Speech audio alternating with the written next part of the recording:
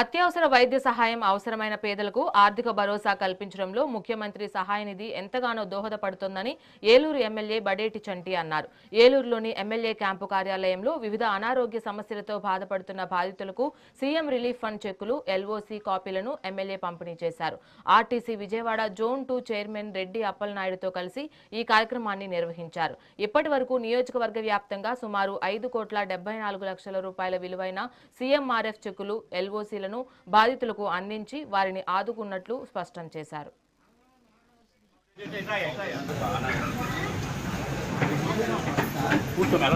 రామరాజు, పందిరి లక్ష్మి,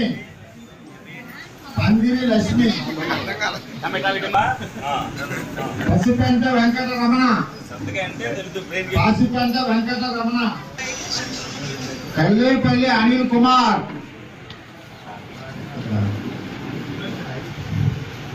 రంగు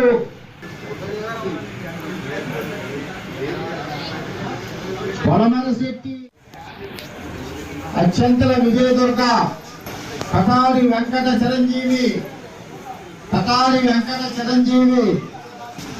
కర్రి సత్యావతి,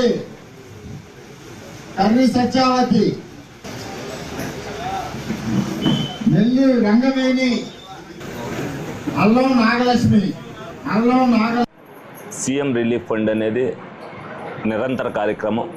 కూటమి ప్రభుత్వం అధికారంలోకి వచ్చిన తర్వాత గౌరవ ముఖ్యమంత్రి చంద్రబాబు నాయుడు గారు, పవన్ కళ్యాణ్ గారు, లోకేష్ గారు ముగ్గురు కూడా ప్రతిరోజు కూడా ఏదైతే ప్రజల్లో మీరు ఉండాలి, శుక్రవారం గ్రీవెన్స్ చేయాలి, 1వ తారీఖున పెన్షన్ ఇవ్వాలి, అలాగే స్వచ్ఛ భారత్లో మీరు పాల్గొనాలి. ఎందుకంటే ఇవన్నీ చెప్పేది ప్రజలకి మనం దగ్గరగా ఉంటే ప్రజలు అనేక సమస్యలు చెప్తారు. ఆ సమస్యల్లో మీరు తీర్చగలిగిన బోళ్ళని ఉంటాయి. మీరు తీరుస్తే వాళ్ళతో మీరు రిలేషన్షిప్లో ఉంటేనే ప్రజలు మనతో మమేకం అవుతారని అనేక సార్లు చెప్పారు.